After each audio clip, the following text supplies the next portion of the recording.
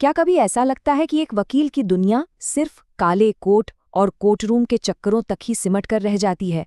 अच्छा चलिए, आज इस धारणा को थोड़ा बदलते हैं और जानते हैं कि एक वकील अपनी प्रैक्टिस के साथ-साथ और कौन-कौन से काम कानूनी तौर पर कर सकता है। ये सवाल अक्सर लॉ की पढ़ाई कर रहे स्टूडेंट्स और नए वकीलों के मन में आता है कि क्या कानूनी प्रैक्टिस के अलावा भी हमारे लिए कोई और रास्ता खुला है? हाँ, ज्यादातर लोग तो यही मानते हैं कि एक बार वकालत का पेशा अपना लिया तो बस जिंदगी भर कोर्ट कचहरी के ही चक्कर लगाने हैं और कोई दूसरा काम करने का तो सवाल ही नहीं उठता। लेकिन सच तो ये है कि ये बस एक मिथक है। जी हाँ, क्योंकि बार काउंसिल ऑफ इंडिया यानी बीसीआई खुद वकीलों को प्रैक्टिस के साथ-साथ कुछ और शानदार काम करने की इजाजत देती है। तो चलिए देखते हैं कि आज हम क्या-क्या जानने वाले हैं। सबसे पहले हम वकालत से जुड़े इसी मिथ को तोड़ेंगे, फिर देखेंगे कि व्यापार और निवेश की दुनिया में वकीलों के लिए क्या मौके हैं। इसके बाद हम जानेंगे कि वकील अपने ज्ञान का इस्तेमाल और कहाँ-कहाँ कर सकते हैं, कोर्ट के बाहर उनकी क्या भूमिका हो सकती है, और हाँ, आखिर में एक सबसे ज़रूरी सलाह पर भी बात करेंगे। तो शुरुआत करते हैं इस आम धारणा से। आखिर ये सोच आई कहाँ से कि वकील सिर्फ कोर्ट ही जा सकते हैं, और कानून के नियम असल में इस बारे में क्या कहते हैं? चलिए इसे समझते हैं। अब बात करते हैं पैसे और बिजनेस की। क्या एक वकील एक अच्छा बिजनेसमैन या इन्वेस्टर हो सकता है? तो सुनिए, बार काउंसिल के नियम यहाँ 3 बहुत दिलचस्प रास्ते दिखाते हैं। पहला विकल्प है किसी कंपनी का डायरेक्टर बनना। जी हाँ, एक वकील अपनी कानूनी समझ और सूझबूझ से कंपनी को सही दिशा दे सकता है, और ये पूरी तरह से कानूनी है। लेकिन यहाँ एक बहुत बारीक सी लाइन है। आप कंपनी में नॉन एग्जीक्यूटिव डायरेक्टर बन सकते हैं, मतलब सलाह दे सकते हैं, मीटिंग में हिस्सा ले सकते हैं। लेकिन आप मैनेजिंग डायरेक्टर या सीईओ बनकर रोज-रोज के काम यानी 9 से 5 वाली नौकरी नहीं कर सकते। अब आता है दूसरा तरीका, जिसे कहते हैं स्लीपिंग पार्टनर बनना। इसका सीधा सा मतलब है कि आप किसी बिजनेस में पैसा तो लगा सकते हैं, लेकिन उसके रोज के कामकाज से बिल्कुल दूर रहेंगे।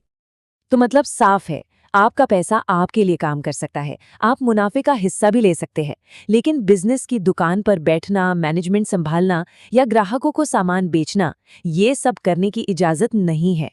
फोकस सिर्फ और सिर्फ वकालत पर ही होना चाहिए। और तीसरा रास्ता, मान लीजिए किसी वकील को विरासत में कोई फैमिली बिजनेस मिला है, तो क्या उसे अपनी प्रैक्टिस छोड़नी पड़ेगी? नहीं, बिल्कुल नहीं।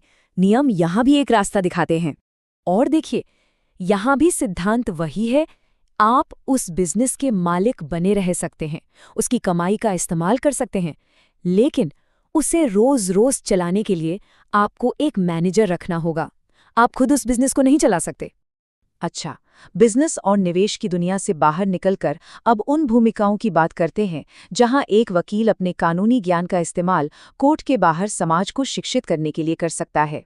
इसमें हम देखेंगे कि कैसे एक वकील अपनी कलम के जरिए कैमरे के सामने आकर या फिर एक सलाहकार के तौर पर अपने ज्ञान को लोगों तक पहुंचा सकता है।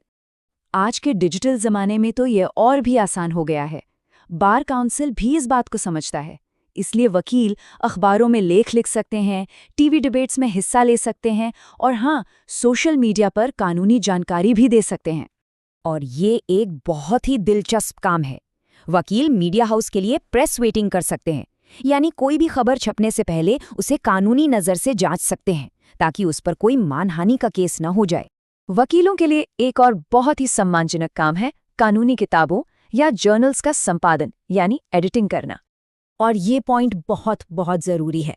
बीसीआई के नियमों के मुताबिक यही वो एकमात्र काम है जिसके लिए एक प्रैक्टिस करने वाला वकील कानूनी तौर पर सैलरी यानी वेतन ले सकता है।